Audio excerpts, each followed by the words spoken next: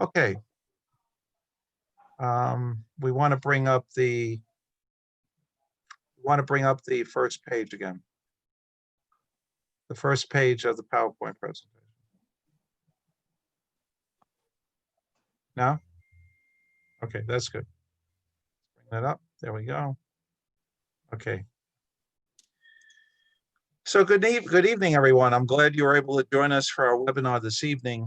I'm Dennis Conway of the Healthcare Executives Club, and with me are Annette Sharrett of the New York Association for Healthcare Quality, Anthony Ferrante of the New York State chapter of the Healthcare Information and Management Systems Society, and Verna Fitzpatrick of the Black Long-Term Care Executives. The four professional associations came together, and we're pleased to present this webinar this evening for you. From the leadership of the Suburban Hospital Alliance of New York State, our expert panel will focus on how the upcoming changes in the federal administration may impact healthcare organizations and the healthcare delivery system on both the federal and state levels.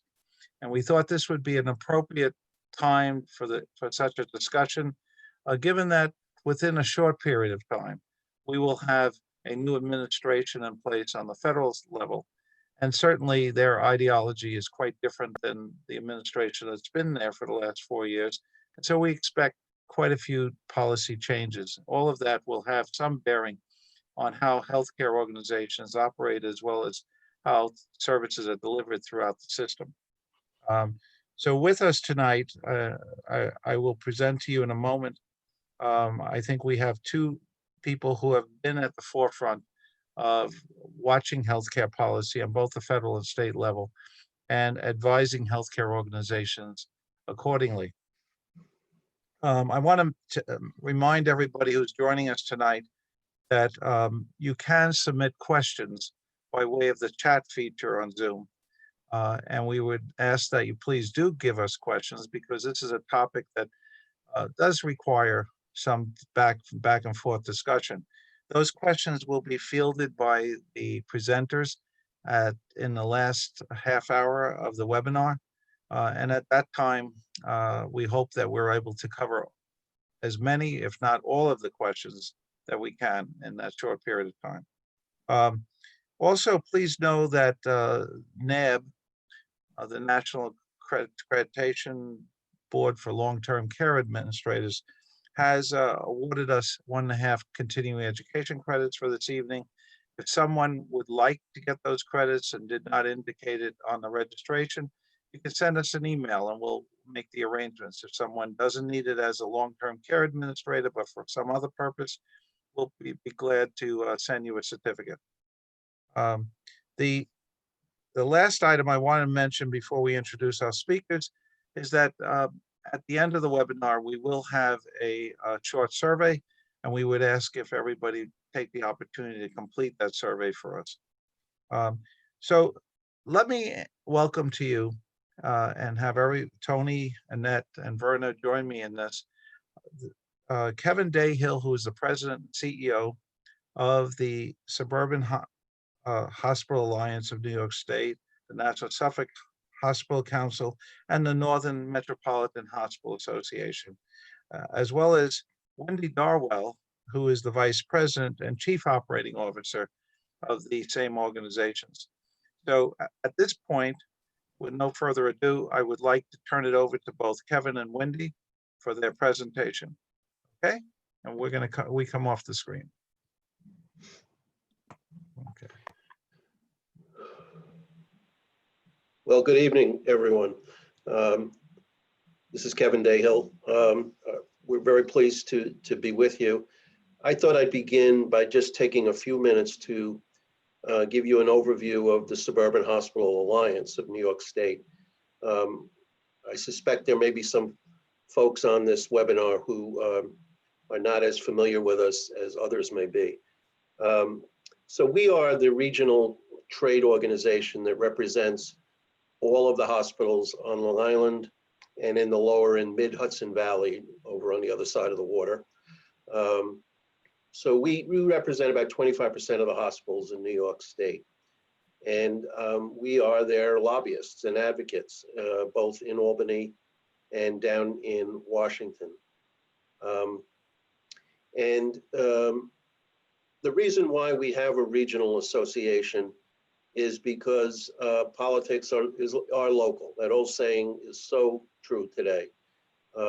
Relationships with members of our state legislature and our federal congressional delegation are extremely important to nurture and to maintain, so that those officials really do understand what are the issues that the hospitals are confronting. And very often, and make no doubt about it, we are representing the hospitals and we're looking out for our constituents, if you will. But our discussions with our elected officials very often lead to expanded discussions around healthcare policy in general, and particularly the needs in their districts that they represent. And it's a two-way street.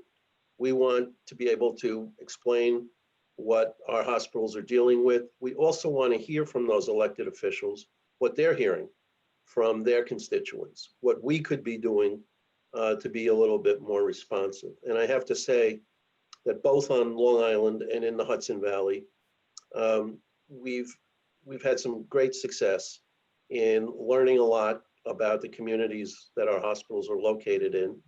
And that has affected some of our members' policies, which has been very, very good. You know, I don't think we have to explain to anybody who's a healthcare professional these days what a crazy year this has been, particularly for the healthcare provider community. Back in the first week of March, Wendy and I were in Albany with a number of our hospital members, making the rounds and visiting some of our elected officials in their Albany office. And then a few days later, the governor declared the public health emergency around this pandemic. And since then, we haven't seen anybody in person, including our members and our elected officials. We're totally operating virtually, as is government. And so, whereas, you know, the year began in a very normal way with our governor giving a State of the State address, our president giving a State of the Nation address, and as Dennis had in his introduction indicated, you know, laying out their various policies and ideologies behind those policies. All of that pretty much came to a screeching halt in early March. And we were put in a situation where we were just responding to executive order after executive order related to COVID. But issues have emerged from that time, and there will be issues that on both the federal and state level, we are now still going to have to confront. And we're going to try to, in this presentation, lay some of those things out for you. The final qualifier I'll put on our presentation is that everything is still somewhat fluid. So what we're going to present tonight is where we are as best as we can present it tonight. Wendy and I were going back and forth over the weekend with these slides. And on Sunday, late Sunday, after she had emailed me certain drafts, the Biden administration announced the appointment of a new HHS, or the nomination of a new HHS secretary. So these things are changing pretty quickly, and our job is to continue to just watch it. So what we're going to do in this presentation is Wendy is going to first present where we are in the federal level with both the incoming administration as well as a number of regulations that have come up that we are dealing with. I will then talk a little bit about where we are with the state and what we are going to have to confront over the next year as it relates to the financial condition of New York State.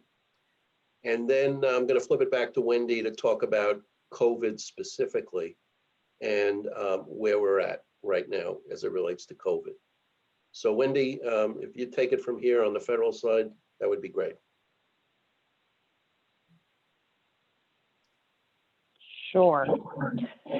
So good evening, everyone. I'm just going to start very briefly with the election results and what those implications are for healthcare policy, because they really, they set the stage for where we are right now, both on the federal and state side. Obviously, we had a presidential election.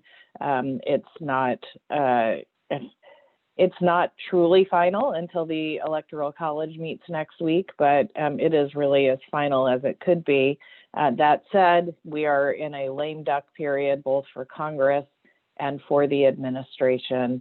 And there's, even for a presidential election year, a fair amount of activity that's still going on in these final weeks. So President Trump is still very much on the stage. I think we're all speculating the ways in which he might try to stay on the political stage after he's out of office. But we're in this interim period right now. The congressional elections produced sort of a mixed result. Although you had what appears to be a switch from Republican to Democrat in the White House, the Senate didn't have nearly as much movement. Democrats were trying very hard to take control of the Senate. That did not happen. It is possible that there could be a 50-50 tie in the Senate if Democrats win both of two runoff races in the state of Georgia that are scheduled for January 5th. That's probably unlikely, but either way, you're going to end up with a very, very tight majority or even possibly a 50-50 situation in the Senate. On the House side, Democrats retains their majority, but it is a much slimmer majority than it has been for the last couple of years. And it's about to get even slimmer because President-elect Biden has already indicated there are a couple of House members that he intends to nominate for posts within his administration. So for at least a short period of time, those would be two fewer Democratic seats that Speaker Pelosi can count on, which with such a slim majority could be consequential. In our own delegation, we have more new faces than any time that I can remember in the last 25 years. Even when we go through the redistricting process every 10 years and seats tend to shuffle around, it would be unusual to see this many new faces. And a couple of them are here in our regions. Congressman Peter King announced his retirement. So one of our sitting Republican assemblymen, Andrew Garbarino, won the race for his seat. We have a couple of retiring members of Congress in Bronx and Westchester, so some new members there. New Republican member in Staten Island, which is a seat that actually flipped. That had been a Democratic seat, now a Republican one. And the one with a question mark in the middle is one of just a couple of House races that still hasn't been decided. There's a margin of 12 votes with a chunk of ballots outstanding because there's a dispute over how they were handled by the Board of Elections in Onondaga County. And so that's actually going to go to the state Supreme Court to be settled. So New York has one of those races that's still getting the most attention now, weeks and weeks after Election Day. So there is this possibility that we could have a 50-50 split in the Senate. That's when it matters a lot who won the White House, because the vice president gets to preside over the Senate to cast any necessary tie-breaking votes. It remains to be seen how Senator McConnell and Senator Schumer would handle that situation.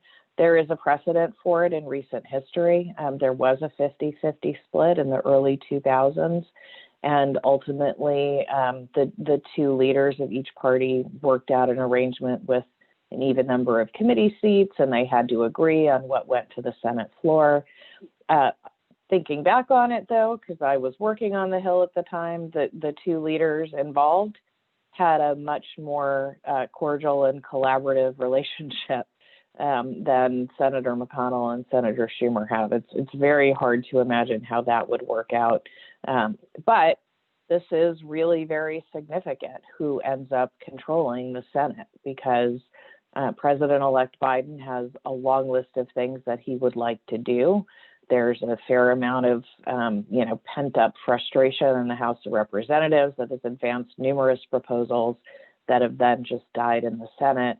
And so Democrats are really hoping to make progress in the Senate. As long as Senator McConnell remains the majority leader, though, there's a lot of opportunity to slow down what the new Biden administration will be able to do. Certainly, we've all seen the activity with Supreme Court nominations, but that extends to all the federal courts.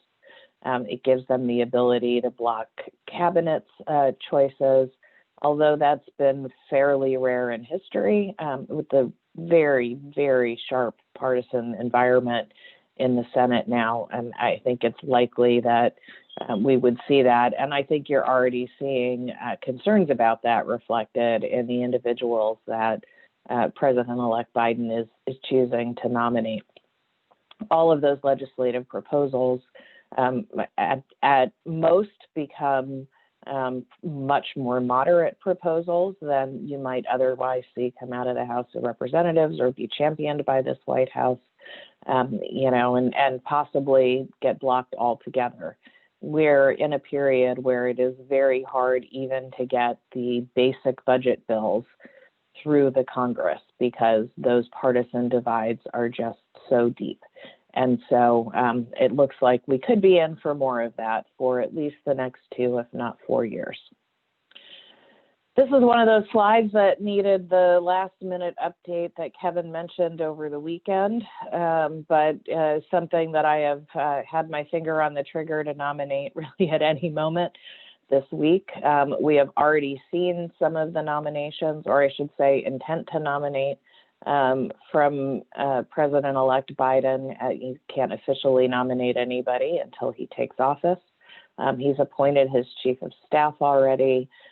He's announced somebody who is somebody well-known in Washington, Mira Tandon, with a very long history of policy experience, to be the director of the Office of Management and Budget, which is one of those very wonky sounding federal agencies that you wouldn't think of as having a great deal of consequence for healthcare policy, but they do actually. And so that's a pick that could turn out to be quite significant.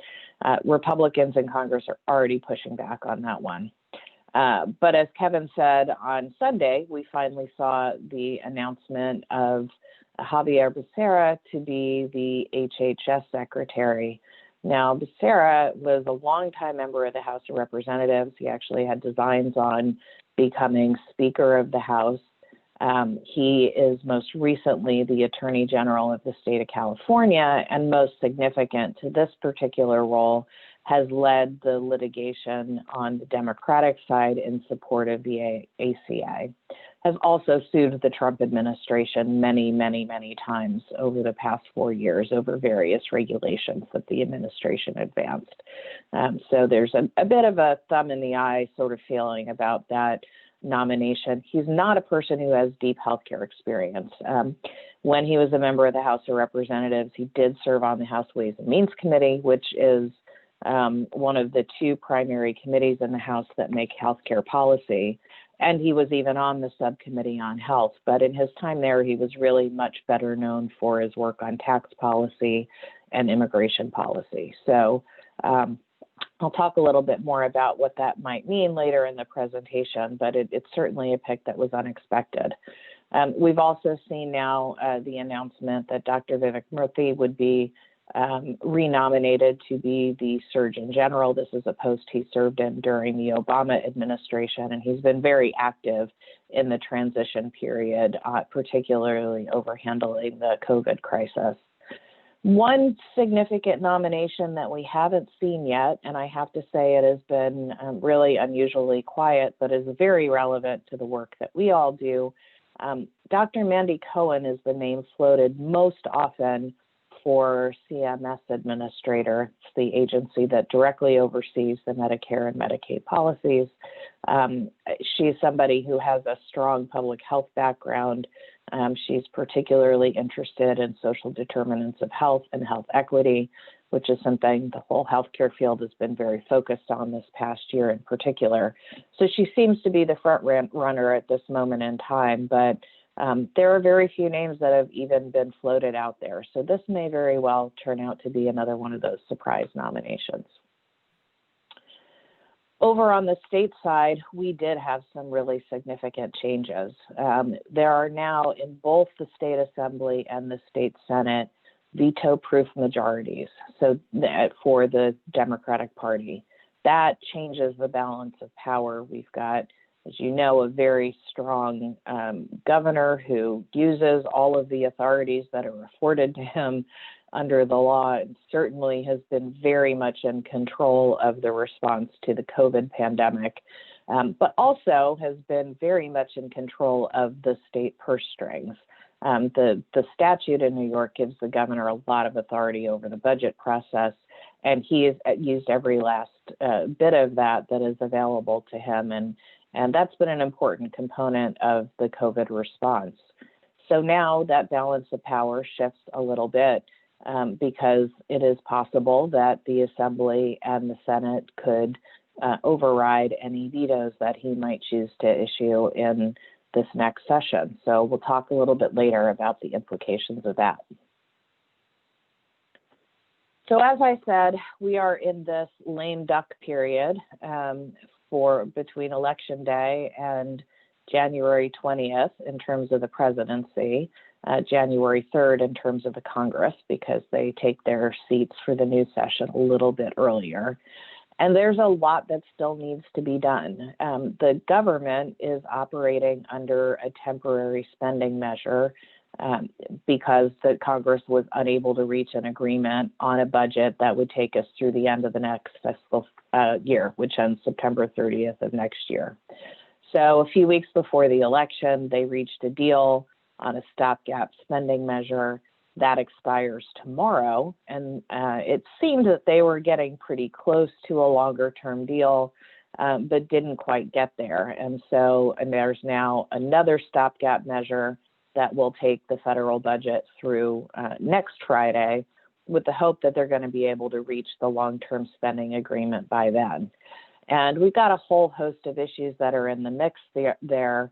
Probably what's going to happen is that most of the provisions we've been working on and that a lot of our communities care about a great deal will be sectioned off onto a COVID relief bill and will stay out of the spending agreement.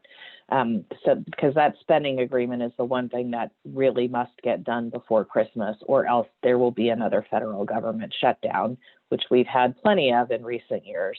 But in light of the pandemic and the economic crisis, no one in Congress wants to see that happen. The more contentious issues really are on the COVID and economic relief package, and we have a couple of issues that are extremely important to the healthcare field.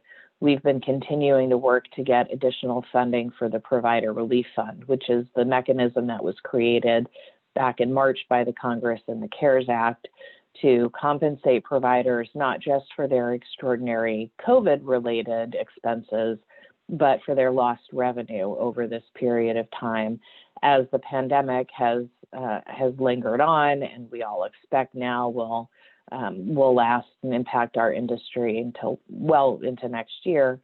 There is a need for that fund to be replenished. Although, to be fair, HHS has not spent all of the money that's already been allocated.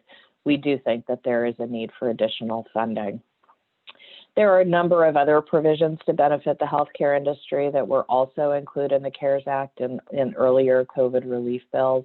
One of them delayed a very significant cut to the Medicaid Disproportionate Share Hospital Program, which is a funding stream that goes to providers that care for a disproportionate share of low-income and Medicaid and uninsured patients.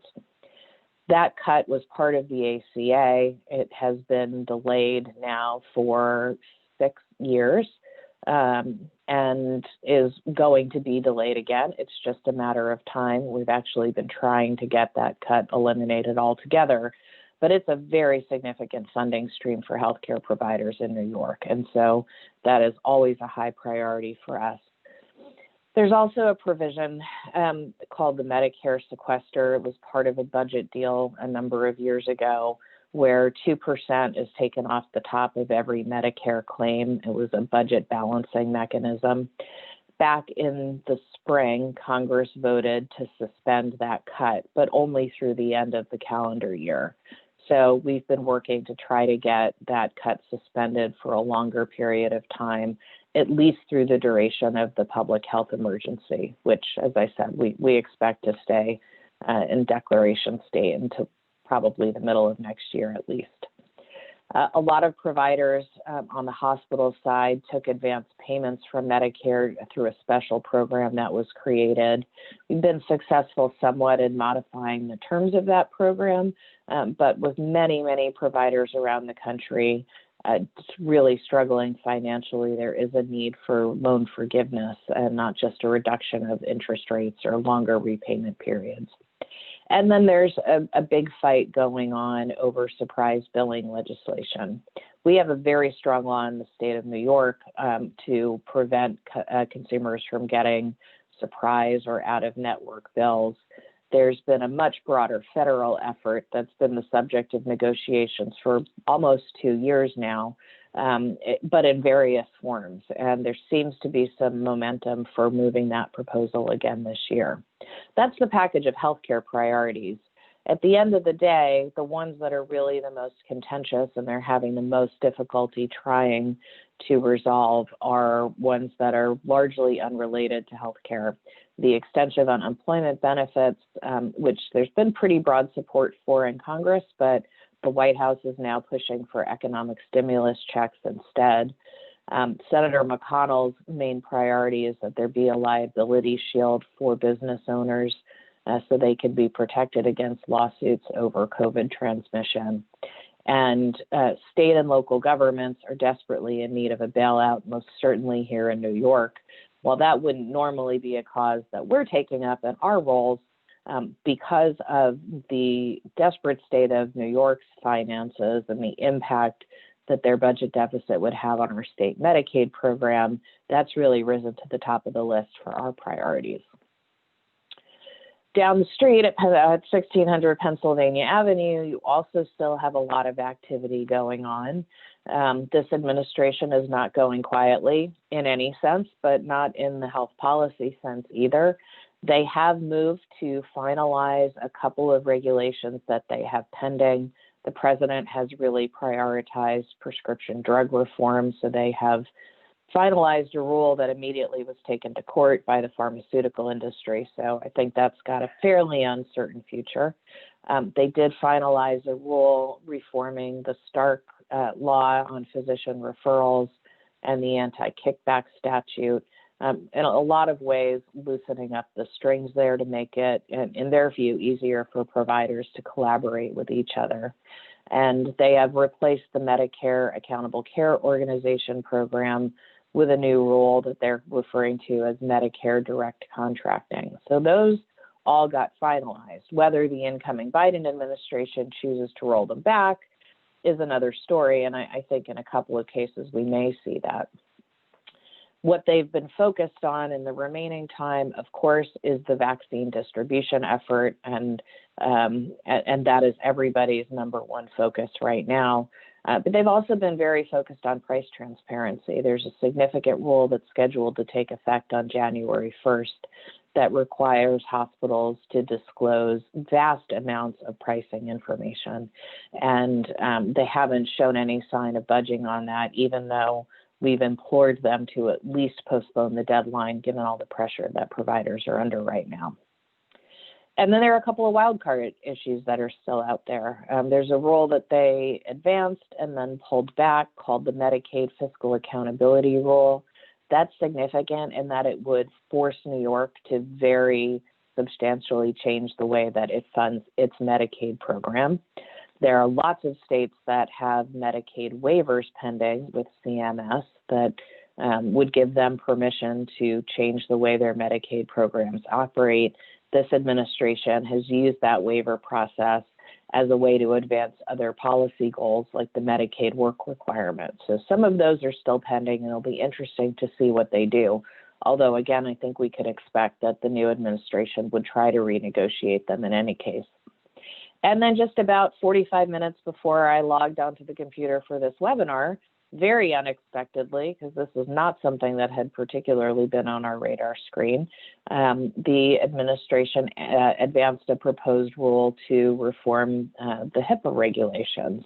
Again, in their view, to make it easier for providers to collaborate with each other to take down some of those legal walls as relates to information sharing. And then in the meantime, we still have a host of issues that are pending in the courts, and these are all going to end up carrying over into the new administration. I've referred many times to the Trump administration's healthcare policy as the "so sue me" policy, because they've advanced very significant changes that, in our view, greatly overstep the regulatory authority, but it just forces the health industry and other sectors to then go to court because Congress isn't stepping in to limit that power. The most significant of these, of course, is the litigation on the constitutionality of the Affordable Care Act. That price transparency issue I mentioned, also still the subject of a court case. Cuts to the 340B drug discount program for safety net providers is still working its way through the courts. Equalizing payments between hospital settings and outpatient clinics has been a priority of this administration, and also was advanced initially by the Obama administration. So again, the health sector has gone to court on this. This isn't one that I expect that we would see a change as it shifts from one administration to another. So that court case may turn out to be the most significant of these, because we don't really anticipate any policy change otherwise. And then the requirement that Medicaid recipients have to work in order to receive benefits had a significant ruling this week, but is still live. In terms of what we can expect from the new Biden administration, there are some things that we know and some things that we're a little bit uncertain about. Certainly, their agency review teams are going back, taking a look at all the regulations that have been advanced over the last 4 years, figuring out if there's anything they want to keep and what they want to try to roll back. And it's a big job. So the vast majority of these issues are not going to be taken care of on January 20th or January 21st. If you don't like what the current administration has done, it's going to take a little bit longer than that. Some of the things that we know will be political priorities will be rolling back rules. One called the public charge rule, that requires or that alters eligibility for Medicaid and other public benefits. If you have been utilizing public benefits, it alters your immigration eligibility, requiring Medicaid recipients work. There are a number of ways in this administration that this current administration has weakened the Affordable Care Act by weakening the insurance provisions. So I think in defense of the ACA, we can expect to see fairly quick action on that. In terms of what they'd like to do, and certainly this will be tempered by how the control of the Senate works out, Biden has spoken repeatedly about wanting to add a public option to the Affordable Care Act, which essentially would be another mechanism of expanding Medicaid in those states that did not choose to do it on their own, like New York did. We expect this to be a very pro-labor administration. In particular, on the short run, they've got their sights set on the home care industry. They're very focused on the workforce supply, first of all. I think we all know that there is a national crisis there, but also focused on the rates of pay and the working condition for home care employees. So I think that's something that we're going to see more activity around. I think we can also expect a stronger OSHA enforcement effort. And That certainly has implications for COVID. We have already seen some OSHA activity in our region with respect to employee infections on site in healthcare institutions. And then they're very focused on social determinants of health and health equity, how they would choose to try to advance proposals on that. We don't have a lot of information about, but as a political priority, we know it's something that's important to them. And then there are a couple of wild cards with this administration too. I think they would be supportive of surprise billing or out-of-network billing reform, but have not been terribly vocal about the proposals that are making their way through Congress.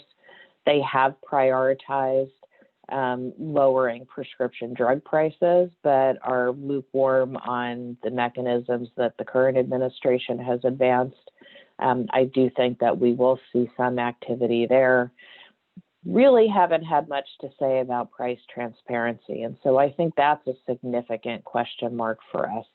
But the one that I would say the activity in the last week has really changed the character of is antitrust enforcement. We know that Vice President Harris has a background in healthcare antitrust enforcement. When she was Attorney General of the state of California, she was quite outspoken and had intervened in a couple of cases about healthcare industry consolidation, and in particular making the argument that the development of large health systems had been damaging not just to the marketplace, but to consumers, because it had the effect of increasing prices. What's changed on that issue is that we now have Javier Becerra as the presumptive nominee for HHS secretary, and he most recently took on one of California's largest health systems with a similar case. So I think that market consolidation is one area that we're really going to see a change in tone from the administration. All of that said, we do have some big picture issues that kind of hang over everything else. That Supreme Court ruling on the constitutionality of the ACA will likely come in late May or early June. If there had been Democratic control of the Senate, this wouldn't be something of a huge amount of consequence, because they could have acted before May and June to address the issues that are the subject of that court case. Now, with divided government, it's a lot less likely, so that ruling becomes more meaningful if we've got a Republican-controlled Senate. What they'll let go through, including right at the beginning, the president-elect's nominations, will really change the character of what happens in health policy this year. And then two big picture issues that we've sort of chosen to ignore for the moment, but I think we can count on rearing their ugly heads again. The federal deficit has grown substantially in this present administration, and most certainly in the last year because of the response to COVID. More than $3 trillion in emergency aid has been expended in the past year to deal with the pandemic, and none of it was paid for, so to speak, in terms of cutting other federal spending. That is all just debt that's mounting. And with the change in administration, I think we can count on Republicans in Congress to find religion again when it comes to federal deficits. That has a funny way of happening every time we've got a political change. And we're also choosing to ignore at the moment that the Medicare Trust Fund has been depleted by the pandemic. It is getting more so every day, first and foremost because of the economic crisis. You know, if you have a lot more people on unemployment, that means fewer contributions into the Medicare Trust Fund, and we've been spending money in Medicare like crazy over the course of the last 9 months. And so it's scheduled to run out of money in just a few years, and sooner or later there's going to be a reckoning for that. So whatever the new administration might like to do, just keep in mind that these are the sort of dark clouds that are hanging over all of those policy decisions. With that, I'll turn it back to you, Kevin, to talk about the state side. Great, thanks very much, Wendy. So if all of that isn't enough for you, there are a number of issues confronting us at the state level. And let me begin by saying, I referenced earlier in my intro that we began the year in what felt like normal activities, with the governor giving a State of the State address. And then following that, he rolled out his projected budget, all before this COVID stuff really began to take hold. And at that time, the governor acknowledged that we had a significant Medicaid deficit already in this state. Well, now things have just become very complicated over the course of the past 8 to 9 months. So the Division of Budget has come out and publicly acknowledged a $14.9 billion deficit for this fiscal year, which has been underway since April 1st and will conclude at the end of March. That will only compound in the following fiscal year unless something happens, unless some action is taken. Now, it's important to remember some context here. Some of that is that several years ago in New York State, the legislature, and this is my word, they ceded to the governor more statutory control over the budget process than had previously existed. This actually goes back to the Pataki administration. And what the result of that is that the legislature lost the ability to do very much tinkering with the state budget. So the governor proposes a budget, the legislature either accepts it or not. They do not have the ability to go in and make structural changes without finding other funds to offset those changes. It's unlike most state budget processes, quite frankly, in the country. So now when we add this pandemic and what has occurred over the past 8 or 9 months, the financial picture in the state has just significantly worsened. Now, as it relates to their Medicaid situation, again, before the pandemic set hold here in the state, the governor put in place a Medicaid Redesign task force. Several of our members, other provider groups were put on that task force, and a series of recommendations came forward from that task force. Very much a state-driven process, though, quite frankly. Some of those recommendations have already been adopted and put in place. Others are awaiting execution, pending when we get ourselves out of this pandemic. But as I say, the overall state budget deficit has grown significantly. When some of those wounds are self-inflicted. When a government has no choice but to, in essence, for a period of time, shut down its economy, sales taxes, payroll taxes, all are affected by this. And that has certainly come home to roost in terms of the state financial picture. Now, as Wendy discussed, on the federal side, the federal government tonight, as we're sitting here, is trying to negotiate a COVID package. And I would suggest to you that one of the major holdups in that package is a significant debate over whether or not states and localities should receive, quote, bailouts or financial assistance in consideration of what they're going through.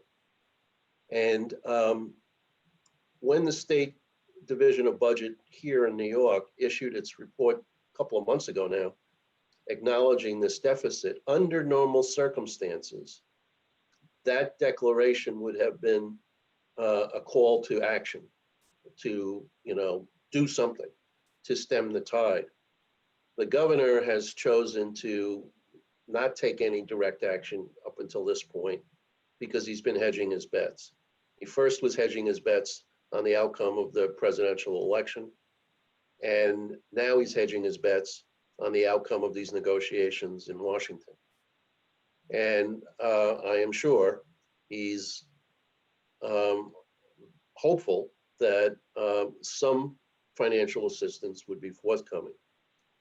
Now, within the last 24 hours, he seems to have modified his position as it relates to what other actions he might take, in saying that even if there is assistance that comes from the federal government, New York State may very well have to raise taxes rather than put in place significant cuts to healthcare and education.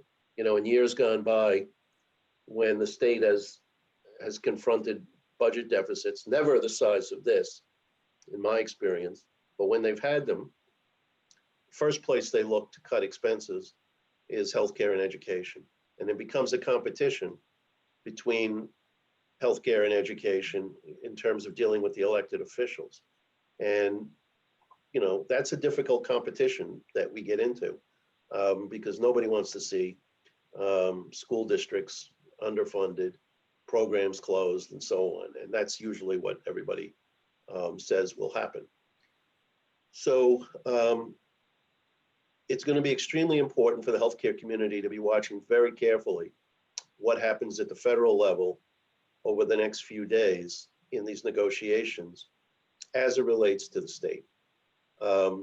Because if there isn't assistance coming, at least in this initial package, there's going to have to be some significant action taken. And as I said, it's the first time I've heard this governor talking about just generally saying we may have to raise taxes. So obviously we have to be watching that very carefully on behalf of our members. Keep in mind, New York State's Medicaid program remains one of the most generous programs in the country. We cover a significant percentage of our population because of that, and we offer pretty comprehensive benefits. So that's the good news. We should be proud of ourselves for doing that, but it somehow has to get paid for. And this pandemic has really made things significantly worse in this state. And so even though the governor has a lot of authority, and the legislature, quite frankly, has delegated more to him even this year because they're not meeting in person, they're not in a position to negotiate with him because of the requirements, you know, the financial requirements the state has been under to deal with the pandemic. So he's pretty much been running the show and continues to. And it's going to be interesting to see what happens in the next several days as to whether there's going to be an infusion of some money. Okay, Wendy. So Wendy referred a little bit to this in a few previous slides, but it's interesting. The morning after Election Day, we had a meeting of our board, and we were reporting out the results, election results, as we knew them that morning. And thank heavens we qualified some of the statements we made by saying, this is what we know at the moment. There's still more counting to go on and so on. As of that morning, though, we were saying it did not look as if the Democrats were going to get a veto-proof majority in the Senate based on the early results. Well, it turns out that the same dynamic that has existed at the federal level exists at the state level. And that is, because of the pandemic, this election year was a lot different. And we had a lot more people taking advantage of the mail-in option. And those mail-in ballots were counted days, sometimes even weeks later. And now, in fact, it has proven to be the case that the Democrats did attain a veto-proof majority in the Senate. So whereas for a number of years, we had divided government with the Republicans in the majority in the Senate and the Assembly being Democrat majority for a number of years. Quite frankly, that very often led to more moderate policies being put in place because negotiations could occur. And quite frankly, lobbyists like us and others could play one chamber off against the other. Well, for the last couple of years, the Democrats have enjoyed the majorities in both chambers, but not a veto-proof majority in the Senate. Now that changes. And it's been interesting because I heard Senator Stewart Cousins, who's the leader in the Senate, recently interviewed in the media, and she said, of course, we would never hold out the fact that we have a veto-proof majority over the governor's head in any of our negotiations or discussions with him. Well, I'm a big fan of Senator Stewart Cousins, and she's in one of our districts in the Hudson Valley. But I'm here to tell you that will not be the case. The fact that they've attained this veto-proof majority, I am sure, makes them believe that they have now got some leverage that they didn't have before. In fact, the matter is they do. And they're going to be able to use it. Now, having said that, the state's broke. And if it remains broke, I don't know that they're going to be able to do more progressive things that they would like to do because of the costs involved. So things like single-payer healthcare, which both chairs of the health committees in the Senate and the Assembly are co-sponsors of a bill called the New York Health Act that would have New York State create its own single-payer healthcare system and eliminate all commercial healthcare insurance, which many consultants have looked at and have deemed to be an extremely expensive financial burden would be put on the state. It's hard to believe that there could be even a objective discussion about that in the coming year. Having said that, we have seen both chairs interviewed in the press saying that, if anything, the pandemic has proven the point that we should have a single-payer healthcare system in New York State. So it remains to be seen how serious a discussion may occur there, but that's something we would be watching. The other is nurse staffing ratios. For the past several years, the New York State Nurses Association has been arguing for across the board staffing ratios in hospitals and nursing homes throughout the entire state, and that these ratios would be identical throughout the state. And over the past several years, we've managed to convince leaders, particularly in the Senate, that the decision-making on the staffing, the appropriate staffing levels in a hospital and in the nursing homes should be made at the local level. And that can be a collaborative exercise between management and labor. But doing this on a unilateral basis would, first of all, not be feasible given the amount of nurses you would need to bring on board to satisfy the requirements of the bill, at least that the union has been supporting and the Assembly has been passing for the past several years. Again, that would be another issue that, it's hard to believe there would even be serious discussion of in the coming year, given the costs that would be involved with that and trying to put that in place.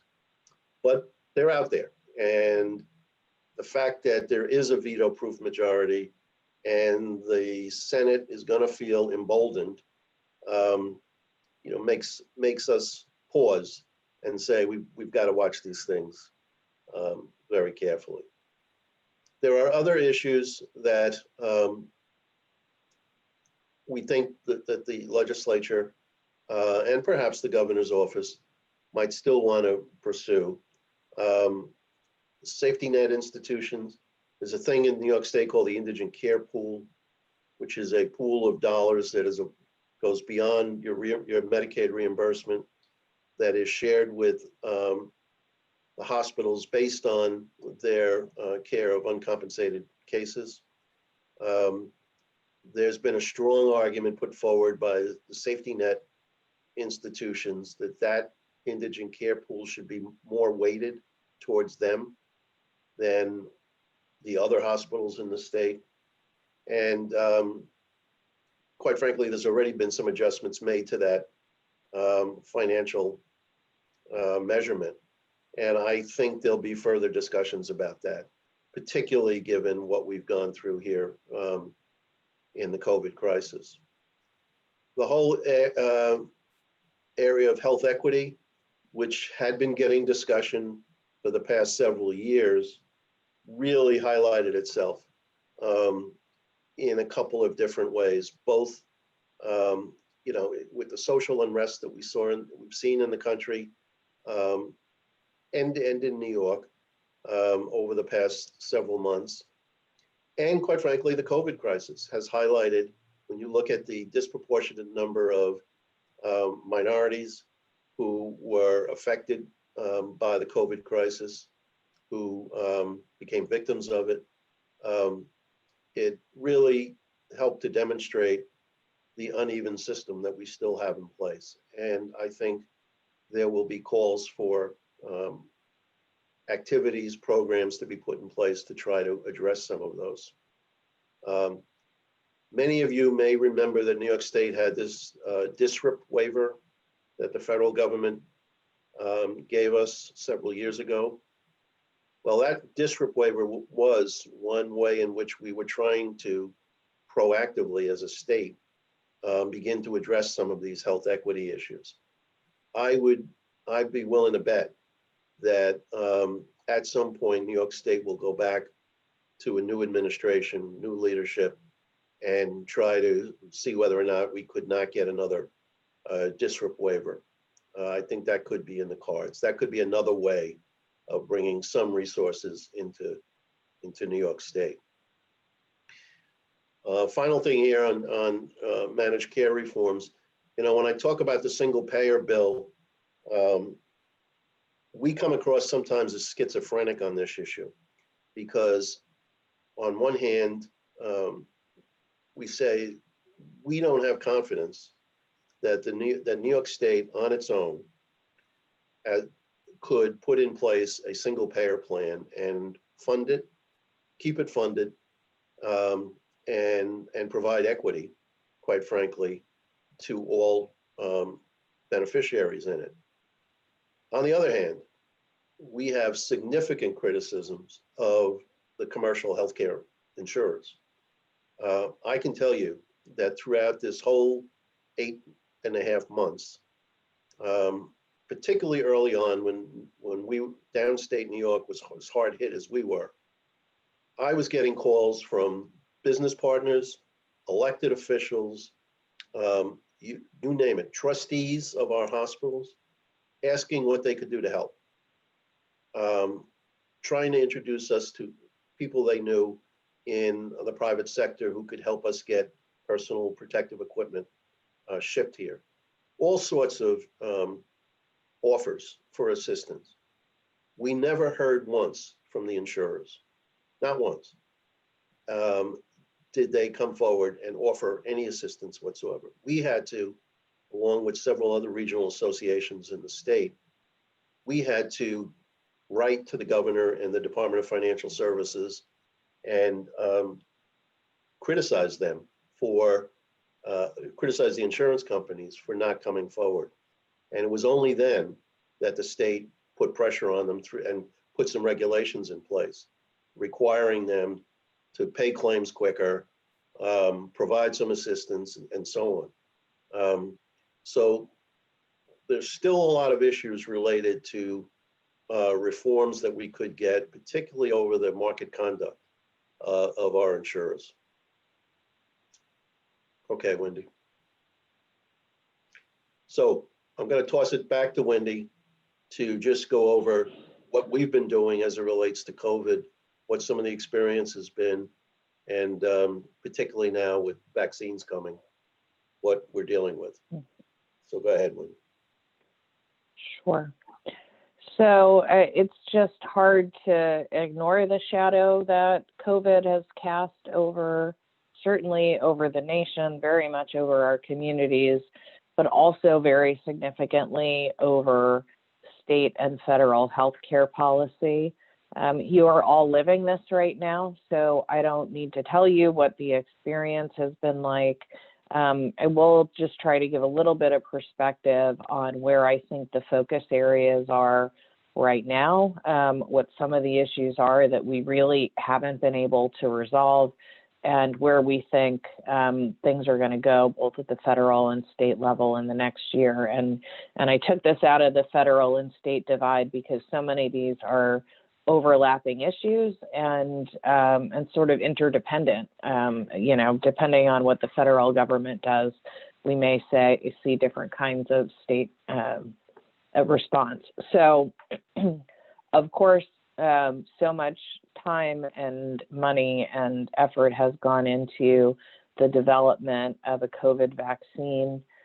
Just a few minutes before we got onto this webinar, I was on a State Department of Health webinar where they were talking about the distribution plans for the first vaccines that are going to be shipped to the states. Could be early next week. We're waiting for final FDA approval today, which may have even happened while we've been in this session. And the expectation is that the very first shipments will arrive in New York somewhere around December 21st. That would be of the Pfizer vaccine.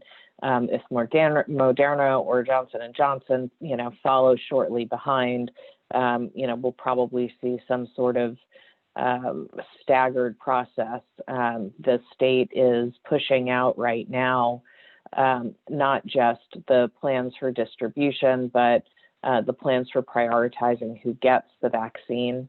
There are also a lot of operational challenges here because of the particular characteristics of the Pfizer vaccine in terms of the sub-zero freezers and other sort of maintenance issues. So that's certainly getting all the attention in the short run. I think both the federal and state governments are extremely strained in their ability to manage that process while we are also seeing cases go through the roof. And so these next weeks are really going to be very fraught. I do think that we can expect to see that the Biden administration will make a much stronger use of the Defense Production Act to try to shore up the PPE supply chain. We do not seem to be in the crisis stage that we were earlier this year. There certainly has been some improvement, but still not a ton of domestic production. And I think that's something we can see start to change a bit in terms of federal policy. Here in New York, every hospital and every nursing home has a PPE stockpile requirement under state regulations. Some are still struggling with that a bit. There are some particular supplies that have been difficult to obtain or reliable suppliers have been difficult to nail down. I can say over the 3, maybe almost 4 months or so, that this stockpile order has been out there from the governor. The particular PPE items that were difficult to get or difficult to build up your supply for have changed. So if you'd asked me 3 weeks ago, I'd say the problem is still small N95 masks. Today, the issue seems to be gloves, intermittent issues with surgical gowns. So it's really just fluctuating. And, because this is now not a regional crisis like it was back in March and April, it is at this level and in fact, much, much worse in other parts of the country. We're competing against other states to try to buy up these supplies. So I would not be surprised to see just a stronger hand of the federal government in the marketplace to try to sort some of those issues out. Workforce shortages are really developing this time as the #1 crisis. It was PPE back in the spring. But at that time, even though the workforce was extremely, extremely stressed by the load on the system, we were the hot spot for the country, and volunteers came here from all over the country. The state says upward of 60,000 clinicians volunteered to come to New York. So many, in fact, that we didn't really have a great plan for how we could utilize all of them. Now, every part of the country needs healthcare workers, and there's just no place else left to get them.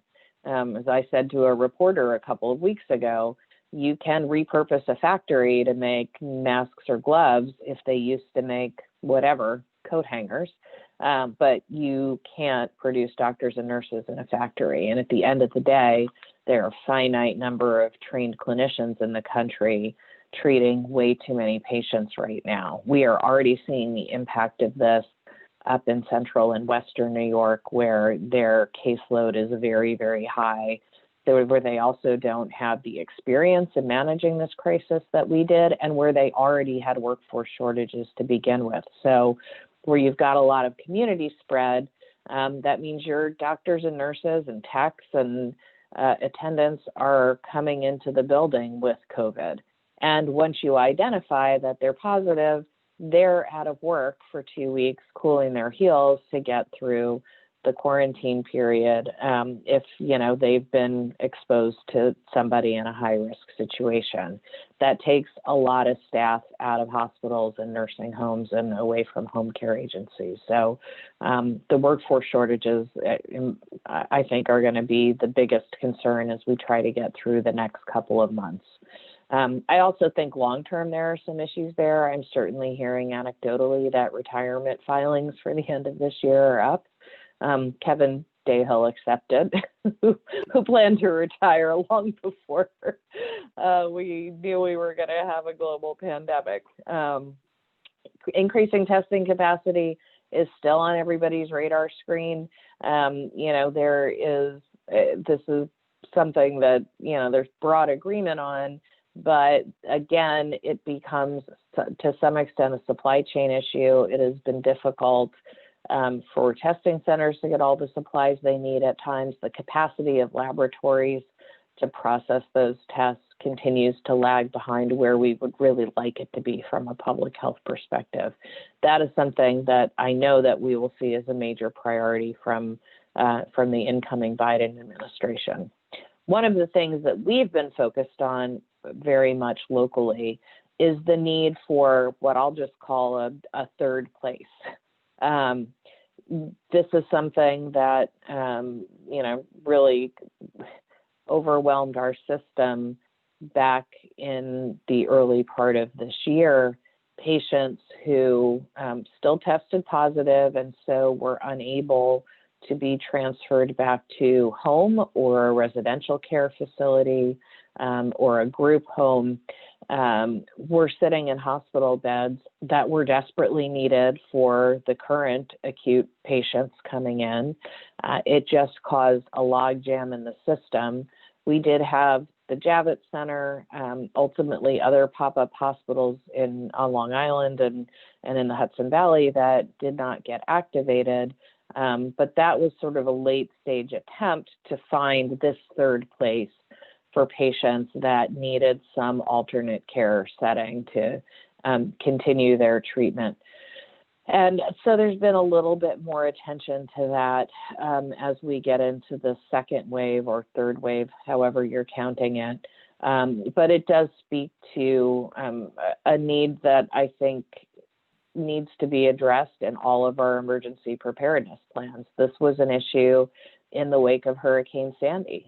There were patients who were in hospital beds who didn't need to be in hospital beds, but their homes were destroyed or their care setting didn't have power, and so it wasn't safe to discharge them. And we didn't really, from a public health perspective, have a good solution for those patients. And that's something where we're looking at our legislative agenda going forward someday when we're out of the crisis, that I hope that we will be able to develop better answers for and have a plan that just reflexively kicks in when we're in a crisis situation, not something that, everybody's rushing to throw together. We're also having a lot of conversations with our membership about which of this tidal wave of federal and state waivers of regulations we would want to keep permanently or make sure are maintained until we are a few months outside of the public health emergency. Really the rule books were thrown out over the course of this year. Lots and lots of rules were waived in terms of, alternate ways of triaging patients coming to the hospital, waivers of certificate of need requirements so that you could build temporary facilities, allowing out-of-state workers to come in. Certainly telemedicine exploded in its utilization and, the kinds of care that you were allowed to start providing through a computer screen. Scope of practice requirements were waived in many cases, not just for nurses, but for other physician extenders, some tech positions, really in an all hands on deck approach to get everybody contributing to treating patients during this surge. A lot of those regulations are things that we've advocated for in the past. And we've got a pretty highly regulated healthcare environment. It's been pretty difficult to convince the state to have some regulatory relief. But we do now have proof of concept over this, the COVID pandemic period that we could make these changes, and we made them, not in terribly thoughtful ways, frankly. They were decisions that had to be made quickly while everyone was under the gun. And nevertheless, we didn't have, any dangerous incidents that resulted from it. So I do think there's an important policy discussion to have there going forward. Certainly financial recovery of all healthcare providers, that is something that is going to linger with us. And the economy of our communities is suffering. And there are estimates out there that New York, particularly downstate New York, may not rebound for several years. That's got implications for us in the healthcare field, both in terms of things like funding the state Medicaid program if the state continues to see its revenue so significantly depressed. That certainly matters to us a lot, but it also impacts the insurance status of the patients who are coming to all of our institutions. A lot of people lost their health care coverage. Now, we fortunately in New York, as Kevin said, have a very expansive Medicaid program. We do make it easy for people to get covered, a lot easier than other states. But there certainly are people who are struggling financially right now, and paying for health insurance is not their priority. They've got other urgent needs. And that affects not just the local economies, but it affects healthcare providers. And then finally, I think we're going to come to a head probably pretty shortly in terms of what's going on in Congress right now, but I think this will continue as we go through next year. There's going to be need for more aid. Whatever they decide on this month, it's not going to be enough. I think everybody anticipates that the next couple of months are going to be much worse, probably everywhere in the country in terms of the COVID caseload. So that may mean more, economic shutdowns. That's going to mean more unemployment. That's going to mean a need for more bailout funds for state and local governments and for healthcare providers. And we're really, as I said earlier, running up against what will probably be a resurgence of deficit hawks in the Congress. And, at the end of the day, some way that federal and state deficits will have to be dealt with. That may not be in the short run. We could probably kick the can down the road, particularly on the federal side, for a couple more years. But there is a consequence to all of this spending that's happened, and really significant economic disruption. The last thing I just want to say about COVID, and then I think we're going to wrap up here and take some questions, is at the end of the day, every dollar that was sent to providers under these various COVID aid packages will be audited. And that's something we've continued to alert our members to in terms of the documentation that they need to be keeping. Just by way of example, the HHS Inspector General has posted 29 COVID-related audit targets since May. It's 29 separate audits that they are planning to initiate if they haven't already. So the provider relief funds, any of the federal loan programs, the advance payments, there needs to be a long paper trail here because they're going to be looking at how those dollars were spent. Now, that is complicated because they continue to change the rules on how you're allowed to spend that money or at least account for it. So there's a lot more work to be done there. But, you know, definitely the documentation for this federal funding is something you need to be very, very careful about. It is also possible, because of the nature of the public emergency that we're in, to apply for FEMA funding if you're a nonprofit institution or a public institution. It's important to know that FEMA is the payer of last resort. So, you know, you can't apply for FEMA relief for anything that your insurance might cover, you might receive other federal or state funding for. That's a sure audit target as well. And then the third area of vulnerability is on the uninsured program for hospitals. You know, they have been allowed to submit claims for uninsured patients and have the federal government pay for that care. They've continued to sort of tinker with the documentation requirements there. And that's another area that I expect to be a focus going forward as well. The only other thing I'll say on audits generally is that when government has deficits and they are looking for ways to produce a balanced budget, it is very easy to put an audit target in there as a means of closing the budget, at least on paper. And we had experience with this going back to the Spitzer administration. When the state had a budget deficit, one of the ways that they closed the gap, at least on paper, was to say, okay, Office of the Medicaid Inspector General, you need to go out and find $800 million in recoveries this year. And that resulted in very, very broad audit activity by the OMIG. I'm sure many of you had to experience this firsthand. It's just one of those things that happens when government's in deficit. And I would not be surprised to see that kind of activity, both on the federal and state sides, pop up again. So you really want to be paying attention to those guidance documents that come out and making sure that you've got a long paper trail, particularly on these federal funding streams that are coming out now. And that takes us to the end of our slides. I'm happy to take questions. I don't know, Dennis, do you want to moderate here, or you want me to take them from? I think you have some questions on the chat you can look at. Okay. I want to see them in a couple of places. Hold on.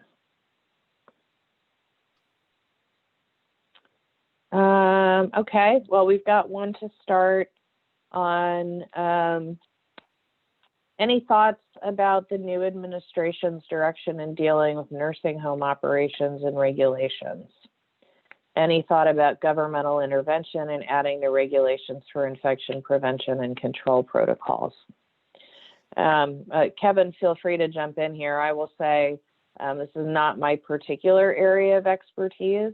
I think while we're in the crisis, we have not seen a lot of hint about where the federal government in particular may go. I can tell you what my gut is, which is that we're going to see a lot more focus by the new administration on workplace safety, and that's going to apply to all healthcare providers. I think we will see a Department of Labor, and particularly OSHA, that is much more likely to take action than has been the case with this current administration. I think, for all of the troubles in the long-term care industry over the past year, So much of it is attributable to the lack of testing and the lack of availability of PPE, and that's a big part of why there haven't been big jumps in regulatory activity to this point. But, I do think that better infection control is going to be a focus, particularly on the state surveillance side. And I would not be surprised if we saw, some perhaps more vigorous emergency preparedness requirements on the Medicare conditions of participation either. As I said, that's my gut. I have not seen much publicly or heard much chatter about it, unless you have anything to add to that, Kevin. No, I would just say that going back to one of our earlier slides, that the appointment of a CMS director will be very telling as to where they're going to focus their efforts. It's one thing to have a nominee for the Secretary of HHS, but whoever is going to be the administrator of CMS, once that occurs, we certainly will be doing some research to determine what she or he focused on in their last position. So the one that we threw out that is a distinct possibility from North Carolina is a good example. So it sort of remains to be seen. We have a question. Where does Medicaid Redesign stand right now, and going forward, will it begin to incorporate activities to address social determinants of health? Well, the Medicaid redesign process sort of became suspended once the public emergency was declared. Although, as I said earlier, some of their recommendations were, their full report was accepted. Parts of it have been executed, several have not yet. So I would say it's pretty much on hold until what we see the governor chooses to do about this whopping deficit that the state now has. But you did say that you thought that there might be some likelihood that DSRIP or something like DSRIP might come back again. Whether it's to help to support the state's own Medicaid crisis, or whether it's because the Biden administration wants to take a different approach to the delivery of services. Right. I think there is a strong argument to be made that the state should go back and, again, once the players are in place at the federal level, and come in with a proposal, similar to how we did it the last time. But that's going to be, still is going to be restricted. It's going to be restricted to the Medicaid program, and I would be willing to bet health equity issues that have really demonstrated themselves to be, glaring problems. It's not going to help with the state budget deficit. So the governor not this year anyway. Yeah, the governor has got a big hole to fill in the short term. So we have a couple of COVID questions that came in by way of questions and answers instead of chat. Okay. First one is, I'll read it to you. It's a little lengthy. Would love to hear about views of digital contract tracing via cell phones that can identify people who have been exposed, even if they don't know it, and can, it says, and can predict hospital overload 2 weeks in advance and load capacity by letting patients and hospitals know. Much more accurate than humans contract tracing. Is there any interest, impetus in this area? So you got your phone is going to be the messenger.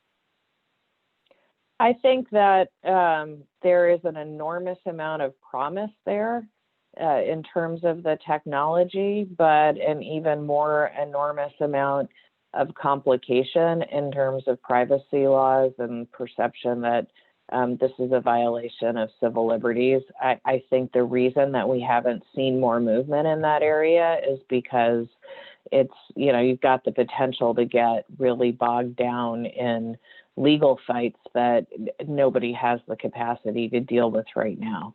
I do think in the big picture, this whole experience has been eye-opening in terms of revealing that we just don't have much of a public health infrastructure in this country.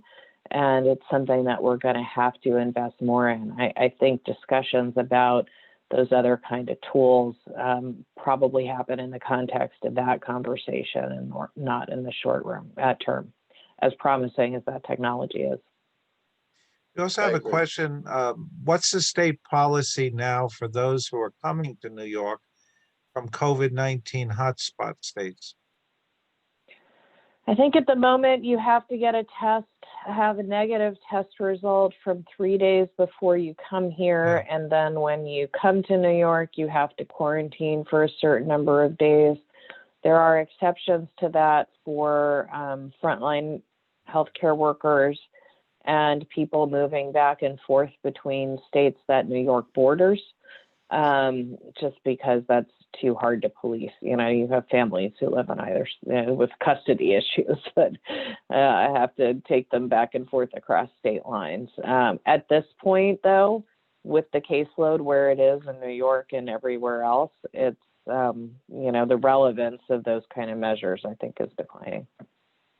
The same person who gave us that question just indicated there is an article about digital contact tracing in the New York Times today. So we'll all be sure to read it.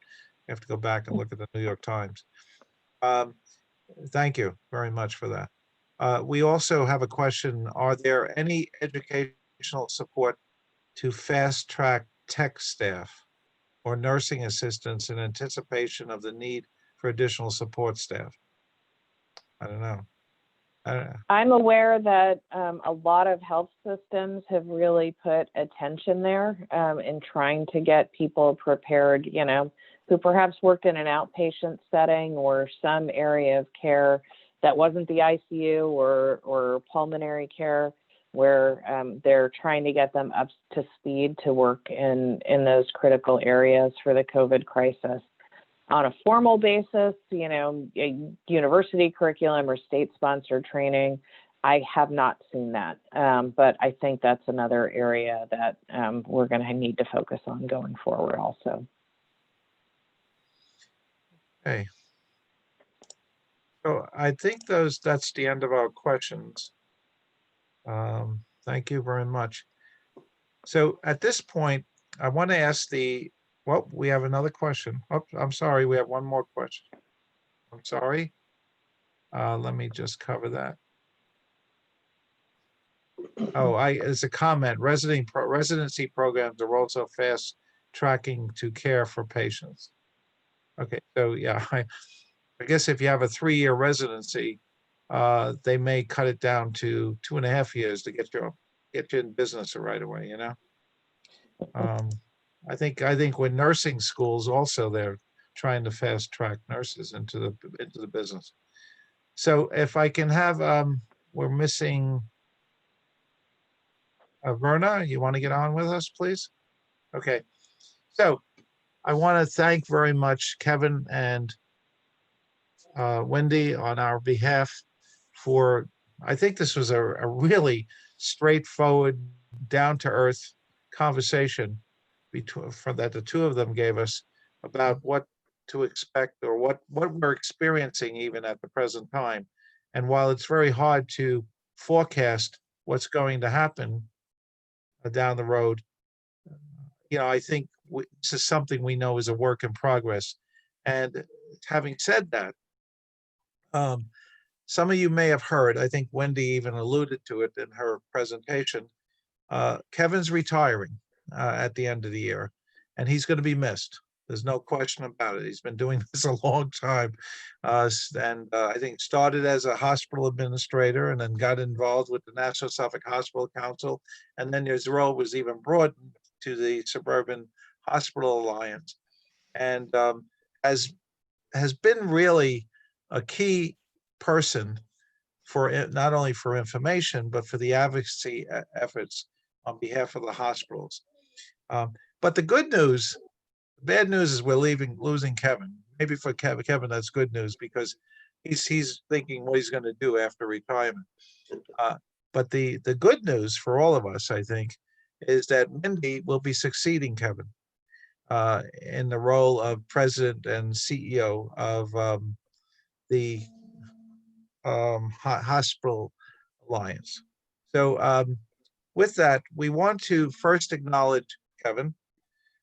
Kevin, as a token of our gratitude, you will be receiving something that's really germane to your retirement, you might say. You know, we know you like the golf. And so Tony Ferrante has put together and will be sending to you a package that's specific to your golfing needs, okay? Including, I understand, a book which all the golf courses or the most popular golf courses throughout the country.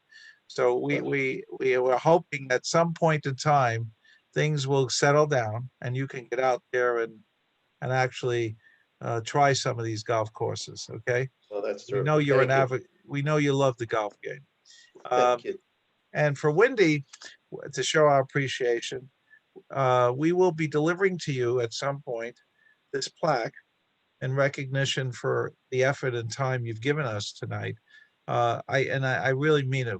It was a real effort, and we really are pleased and most pleased that you will be succeeding Kevin and moving forward.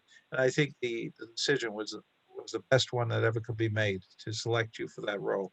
I mean, Well, wouldn't thank everybody you. That's agree very with me? kind. I think everybody would agree, right? Yes. Okay, yeah. And we hope you can come back and talk to us more as things progress with the new administration. I want to remind I look everybody. forward to when I don't have to talk about COVID. Yeah, I I think know we all do. that would be great. Maybe in person at a dinner. That would be terrific. Um, we want to remind everyone that we will be registering them with NAB for the 1.5 credits, or if you want the 1.5 credits outside of NAB, we will send you a certificate. The webinar has been recorded, and within a short period of time, we hope that all 4 professional associations will make it available to their membership as well as anyone else they would like to, because I think this is a timely presentation for everybody's educational needs. I want to thank in particular Annette, Tony, Marcia, Thomas Brown, Vera Fitzpatrick, Ellie Jacobs, and Marcia Stiles for helping us pull this all together among the 4 professional associations, and give special recognition to Michael Schmidt. Michael's behind the scenes. He produced, directed, and operated this evening's webinar. And let's make sure he gets the credit he deserves. And so with that, we can go just to the next slide, okay? Next slide, okay. Let's not forget. Oh, yeah, okay, there we go. Let's not forget, tonight is the first night of Hanukkah.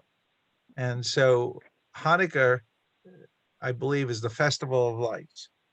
And we hope that we see some light coming forward to us as we're proceeding through this most difficult time in our lives. Again, I want to thank everybody for participating. Tony, you want to say anything? Annette, Verna, please do.